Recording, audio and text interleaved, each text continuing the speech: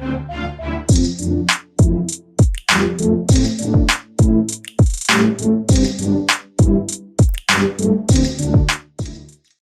this is Rama Lakshmi. Welcome to the Prince Page Turner.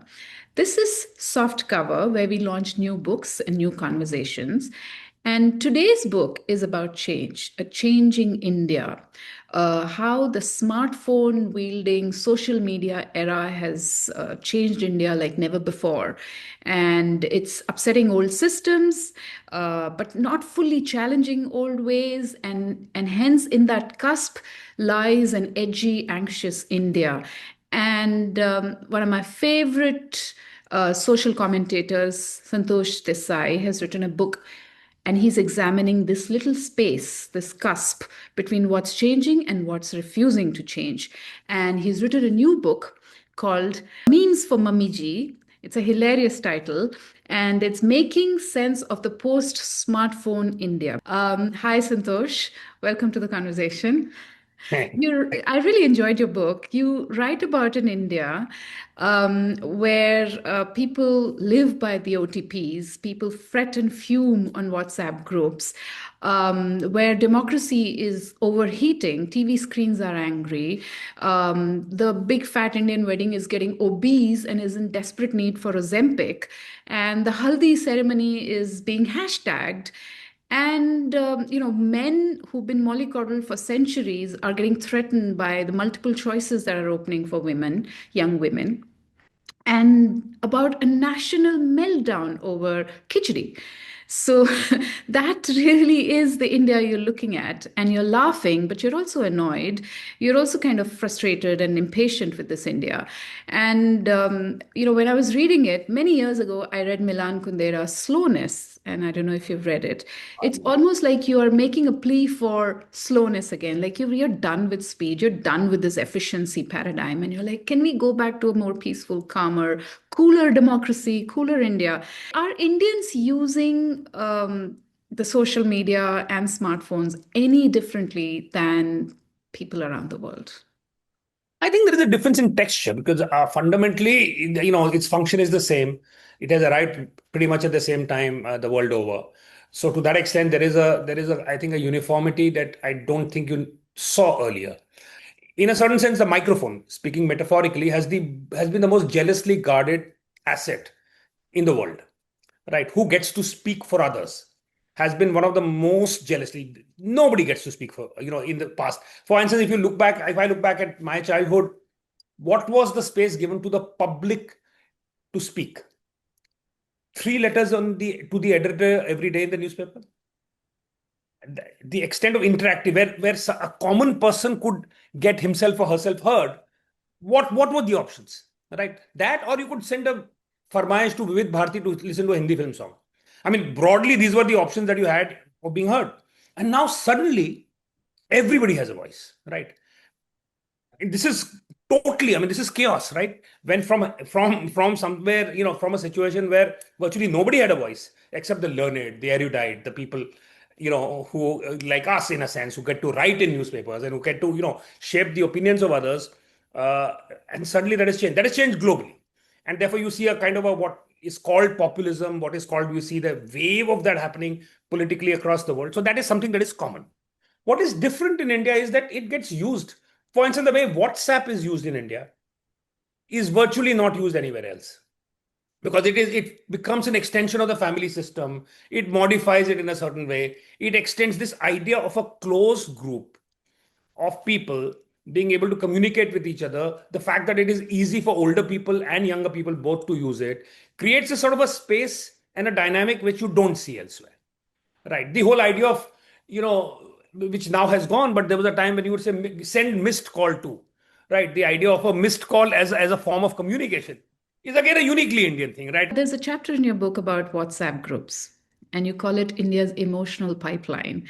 Right. If you were to put all the WhatsApp groups, Indian WhatsApp groups, into a blender, food blender, and something comes out, and if Santosh Desai enters that, whatever comes out, if you choose to enter it, tell me, what would you find in a family WhatsApp group? What would you find in an RWA WhatsApp group, in a school college reunion WhatsApp group, and in a professional or golfers WhatsApp group? Okay, so in a family, see, I think one general trend is that WhatsApp groups tend to the middle, they tend to the center, right? So the most dominant opinion, and it squeezes out people who are, do not fall into that center. So every family, for instance, whether it's a family group, any group. So whatever is the dominant narrative, establish itself, and everybody, attaches this. So some people who don't really belong there will stay at the periphery, will post little. Some people who are actively opposed to it will be thrown out of the group in some form or the other, or they will leave, right? So that's a common structure. In a family group, what you find is fundamentally, it's about affirmation of a new kind. Fundamentally, it is about the family kind of, in some ways, negotiating hierarchies. It is what happens. The old has a voice which is respected, but it is also sidelined simultaneously. The young, so there is a sort of it's a very gentle tussle. It is not really a tussle, but it's a gentle negotiation that is happening of who speaks for the family, what is the dominant voice of the family, what does the family kind of come together on, what are the issues on. So it becomes a kind of a space where you play out the idea of family, while gently negotiating its eccentricities and its hierarchies. I mean, that is what I think the WhatsApp group does. The RWA is always, there is only one thing in the RWA, which is anger and power jockeying. There is nothing else that happens in an RWA group.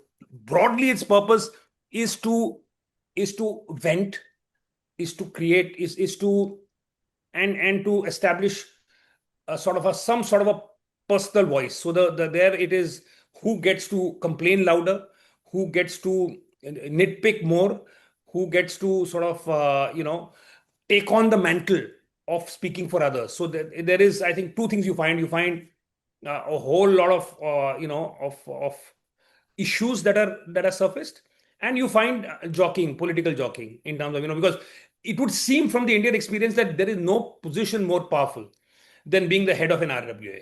I think, the Prime Minister of India, I think, is a weak shadow of the RWA head. The amount of jockeying that takes place would give you that sense that, that is the most powerful position in India. But I think it's incredible how active those groups are. I mean, it also serves other purpose of common facilities and talking and information sharing and people helping each other in terms of where to find what. So there is a certain functional role, but largely it is about venting and trying to improve things, but also trying to make your presence felt. Which was the other one that you talked about? School college reunion. School college reunion, I think, is a place where you discover just how you misjudged people that you thought you knew. Is a place where you come face to face with saying that, my God, were these my friends? In a lot of cases, because you discover sides to people, both good and bad, but sometimes, more of the sort of the unsavory parts, in the sense, the political opinions there, the casual ease with which some subjects are discussed or dismissed. You realize that, what you had in common with them.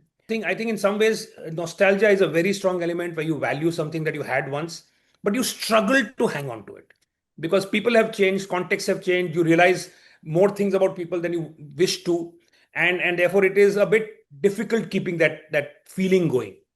And elderly retired people WhatsApp groups is all about pink roses in the morning, you right? Yes, pink roses and shared videos, which are either bhajans, or there are, so there is just a lot of sharing, just a lot of sharing.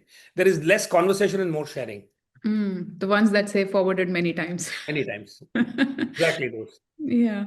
So, is this old India or is this new India? These emotional pipelines of WhatsApp groups. This is a new way of connecting old India, in a sense. It is a new, they're learning the tools of a new India. But fundamentally, so in a certain sense, what I would argue is that, which is just as a broader structural theme, is that what technology does is it transforms in many ways the lives of the individual, changes the lives of the individual, So at the level of the individual, we see change and transformation. At the level of the collective, we see amplification and reassertion of the past as a broad theme. I would say this is what is happening. So in a sense, the two move in opposite directions. So let's talk about the other uniquely Indian thing that the smartphone has given us, which is the OTP. You have an entire essay Yes. on OTP, and it's almost like it's a poetry to OTP. Why do I need OTP? Why do I need to give proof of my existence? But now everything is OTP. What is your pet peeve? No, I mean, see, look, I understand why it is needed at a certain level, but the problem with the OTP is that there is nothing more insistent, and there is nothing that is more immune to circumstance, context. You could be at the funeral of a loved one, you could be in a board meeting, you could be the chairperson, and with speaking with great gravitas. But if your phone beeps and there is somebody on the other hand wanting an OTP, that cannot wait. That guy doesn't give a rat's ass who you are, doesn't give a damn who you are, what context you are in. He wants his OTP. And he will call you 40 times before, if you don't do it, right? So what I find is that it's just that ability of something to be so perfectly at peace with itself and create so much strife for others. I mean, that combination I find to be, it's fascinating. It is, of course, an artifact of the digital world where we don't know who is on the other side. Unlike the physical world where there is one of me, right? So whoever it is, and I'm whatever I am in front of you, right? Once you don't have that, then identity becomes a cipher. It becomes a question. It becomes, nobody knows, who you could be anybody. You could claim to be anybody, right? So therefore, the idea of the OTP understood. I mean, that I understand the need, and also because we don't remember passwords. I mean, if you remembered password, because everything has a different password. I mean, which is the most insane thing. There's something else you say about the future of work, which is you say in future, money will be sent to us through universal basic income or freebies or rabies, whatever your label is Right. for it. It'll come to you to make you consume. Your only job is take that money and consume and share your data about yourself with others. That's your only job. And you said jobs are a cultural invention and it will be reinvented again. And just a few days ago, Elon Musk gave an interview to Nikhil Kamath, the podcast, where he says about a future that where we won't have to work anymore. We won't have to go work in offices anymore. It's not even work from home. We just won't have to work. What is this future that you are painting? Yeah. So I mean, it's speculative, but I do see that, as AI starts, doing more and more and more, as you have robotics coming in, so you have both in terms of physical work as well as mental work, we start outsourcing more and more to technology. Then I think the real question is that where does employment come from? And that's one question. The other question is where does consumption come from? So all these wonderful things that AI is making, who's going to buy them? If you don't have a job, you don't have the money to buy them. So, I mean, fundamentally, you need to create a reason for people to earn money. Universal basic income is one way of doing it. There may be other mechanisms, but there may be the fact that, we get paid for our data. So every time somebody uses our data, we get a little amount. So, our role therefore is just to be data, right? Just to do things on internet, and whatever we do, if we like something, we get you know paid for it. If we buy something, we get paid for it. If we interact with somebody, we get paid for it, because eventually you need an excuse to pay people so that they can consume. That's how the economy, the cycle continues. And what I mean by work is a cultural invention is the fact that what value we place on what work people do. People who die for you in the army get paid a pittance. People who move a little amount of money around in ways we don't even understand, doing hedge funds and derivatives, which nobody has a clue what they do. They make millions and millions and millions every year as a bonus. So it has nothing to do with the value they add to us. School teachers get paid a pittance, right? I mean, an MBA professor who teaches an MBA classes makes less money at the end of his life than a pass out can make at the beginning, right? So we've got those kind of so jobs, and what we choose to pay people for is up to us, right? We can call something work. So, for instance, already influencers are professional consumers. Their job is to teach other people how to consume. So we are already paying people to consume. So it isn't that kind of a far fetched to imagine a world where the primary occupation of human beings will be to emote and to consume. Does AI frighten you or excite you? Both at a very micro level, I am excited, but I find it a great thought partner. I find it wonderful to bounce up ideas of AI, and I marvel at the fact that it can do that. There is a certain level at which I am fascinated by the fact that of what it can do and what it can help in so many ways. At another level, I'm almost certain that we are in the process of replacing human beings eventually. And you could argue that, so okay, what's so special about human beings? I mean, unless you take that view. But the fact is that, we are moving to a situation where maybe what makes us think, see, we always think the human being is the pinnacle of evolutionary achievement. Why? There could be a species that evolves out of human beings, which is a combination of human beings and machines. But machines, actually, if you think of machines, it sounds like the opposite of human beings. But machines are a product of human mind. So they are simply an evolution of the human mind, if you think about it that way. So it is possible that this species gives way to another one which combines traits of human beings and machines. So I'm just saying that yes, that to me is disquieting.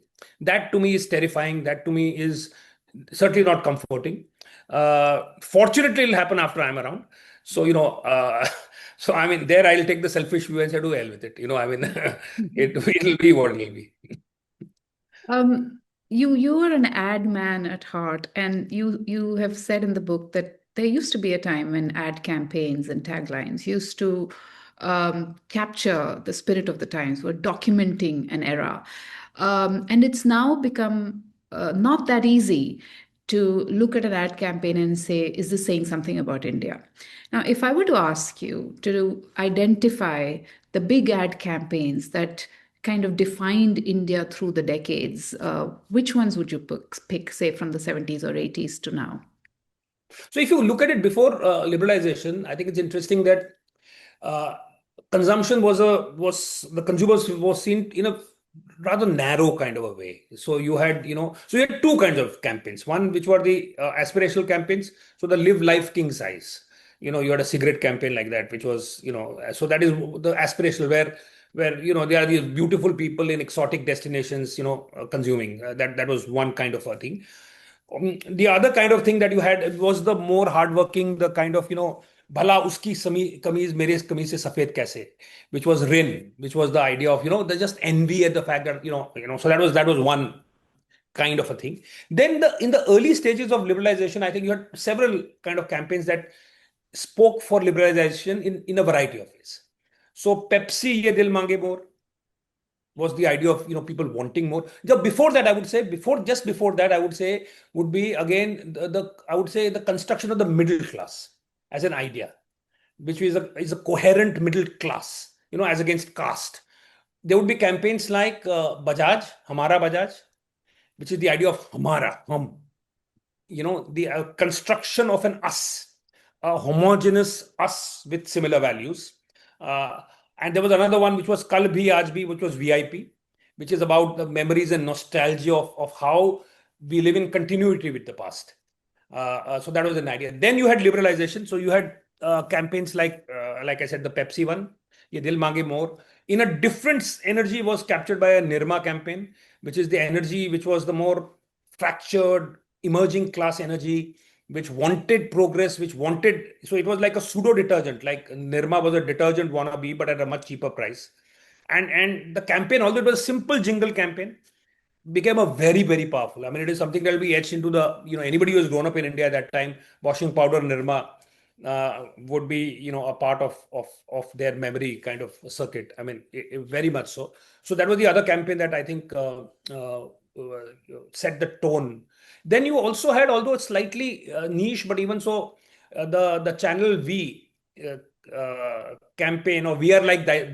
We are like that only, which I think was a very sharp kind of a assertion of Indian pride, So that we are weird, we are strange, we are a bit nuts, but we are like this only. The idea that, we take pride in our idiosyncrasies, and that thought was so it really spoke for the culture in a sense, to sort of justify the fact that uh, we are happy with who we are, kind of a thing. So I think these were some of the really really powerful campaigns of the 80s. Then you had campaigns which became a little more playful and a little more, so you had a lot of humor that came in as we moved to the 90s and beyond. You had campaigns like Thanda Matlab Coca-Cola, which had kind of very desi icons of very desi cool kind of figures that you had, which was again a very was a landmark campaign. You had campaigns, a lot of campaigns for Perfetti, chewing gums. You had Center Fresh, and you had some very strong campaigns there.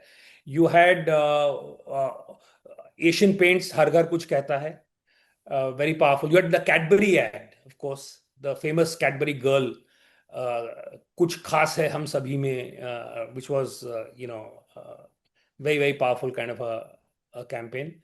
Uh, I think off and on you kept seeing, I think, socially significant campaigns till the last one I can think of, which is now several years ago, is "Har Ek Friend Zaruri Hota Hai" by Airtel. You know, so till the mobile phone, I think we advertising spoke for India in a sense, and it also helped that till that time television was an aggregating medium, and the coming of the mobile phone fragmented the reach of television, and therefore as a result nothing captured the idea of the zeitgeist, or there being a place where India came together and received the same communication. That itself got fragmented. Also in cinema, although cinema did not really carry advertising that much, but cinema also went multiplex, and it also fragmented. So the fragmentation of media then made it difficult, but also I think advertising lost as technology came in. Advertising started moving towards a more measurable, less away from emotion, away from trying to capture, what India was thinking, and more specifically trying to sort of convert. So it became a different drama. And so I think for the last 10, 15 years, I struggle to think of any ads that have actually captured uh, the spirit of what India is going through, or spoken to India in a way that is meaningful. It's interesting you say Channel we're like that only. You say it kind of freed us from the burden of critically examining ourselves and just celebrate. It was also the time when that movie came, Phir Bhi Dil Hai Hindustani, which had a song which said we are like this, we're like this, but Phir Bhi Dil Hai Hindustani. This uncriticality that we don't need to examine ourselves, we don't need to be a better version of ourselves, we're just like this and we're fine with it.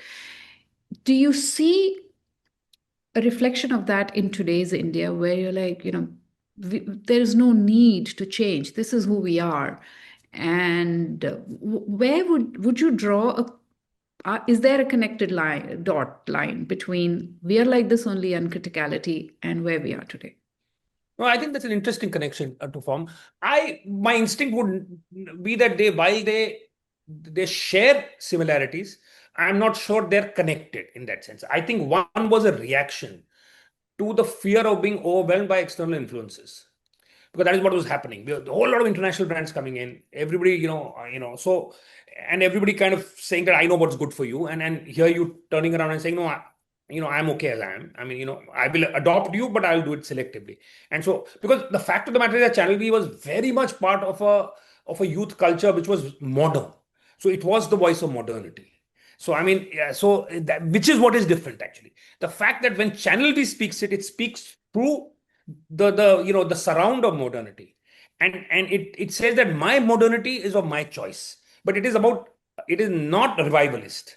It is not going back in time. It is going forward my way. Right. I think what we are seeing today is not necessarily about going forward my way. It is about saying that I knew best, that there was a time, and so therefore I am okay as I am, and anybody who criticizes me has an agenda. right? So it is there you were not close to criticism. You simply you knew you were moving forward, but you wanted a choice. Here, it is not about moving forward. The core motivation is not moving forward. The core motivation is self-justification. And I think that's a fundamental difference. You so there is a certain triumphalist kind of a note that was lacking in an earlier time. There was no Vishwaguru proclamation at that time. You were coping with the world. Now it is somebody proclaiming that they have arrived before they have. You talked about youth and modernity. There's something everybody around the world today is writing about, is holding their heads about, and you have written about it too, Gen Z. Right. Why? I mean, every generation goes through changes. Every generation is disappointed with the next generation. Our parents were, I was. Why is so much head banging against Gen Z? Yeah, so I am quite sympathetic to what Gen Z is going through in a certain sense. I mean, I'm just saying that it's yes, it is true. This is the generational story from forever, right? There is nothing absolutely that is new structurally in this at one level. Yet, if you were to really go closer into this, I think there is a difference. I think the difference is that here is a generation that has where all the rules have changed, right? Work is different, relationships are different. The meaning, fundamental meaning of things has changed. Not just the fact that what constitutes work, how do you work, what constitutes success. 19-year-old are billionaires. Whatever you do, you can't match up, right? You are exposed to the volume of the exposure that you have by the time you reach 18 is beyond anything that any generation has experienced. You have the ability and the pressure to self-present. You are presenting yourself on a world stage, literally, because everybody is on a world stage, right? Yeah, theoretically. You are presenting yourself on a stage every single day. You are being evaluated minutely every single day, right? Every post you put up, everything, there is an arithmetic of judgment that follows wherever you are. It is an incredibly stressful situation where nothing you do is good enough. You don't know the rules. The rules are being formed as you go along. There is nobody to guide you. Your parents don't have a clue. Your friends are in the same place as you are, right? And the world around you is changing. Nothing you do is success is not a constant. Relationships and the number of difficulties. Earlier, I mean, in India, my generation, barely anybody had relationships. The only relationship people had was they got married. And if they had a relationship, I mean, the idea of having an ex or something was unheard of. I mean, nobody had serial relationship. बहुत तो एक meaning one if you had that was like, oh wow.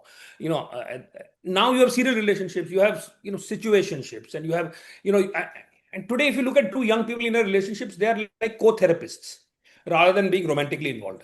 They are providing therapy for you. Everybody is talking about red flags and this. The whole language is therapy language, right? That is toxic. And just look at the language today. It's just peppered with therapy speak. So here you have a generation that is actually therapizing itself and trying to come to terms with the world, right? So I think it's a difficult time for young people, because I think everything has become liquid around them, right? And for them to stay afloat in that world is difficult. So I can understand why, but and also I can understand the incomprehension of an earlier generation. Thinking, what is so great about you at one level? If you don't kind of, think about this in a certain way, everybody went through this, everybody goes through this. I mean, work is still work. You can't just suddenly decide to quit your job because you wanted to go out with your friends on a holiday and your boss said no, so you quit the job.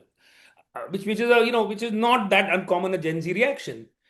It is simply that the codes of an earlier generation, what you thought was stable, what you thought was important, the same does not appear to be so for a next generation, because that kind of stability in the worldview doesn't exist. So I do think that these are two different kind of contextual understandings that collide with each other, that create, I think, this kind of a friction and a sense of incomprehension on both sides. Um, Let's talk about democracy. Why do you call it hot democracy? Because everything has become overheated, right? Everything, the way, what you see today, every element in it, again, at a granular level, every small, symbolic shift will get so much outrage. There is nothing that, if you were to look at common process, if you were to say the parliament, for instance, is a redundant institution. I mean, it is, both sides. One side inflames, the other side gets inflamed, and therefore there is, what you have is a meltdown, essentially, of procedure. Social media is just a hotbed of anger, toxicity, crassness.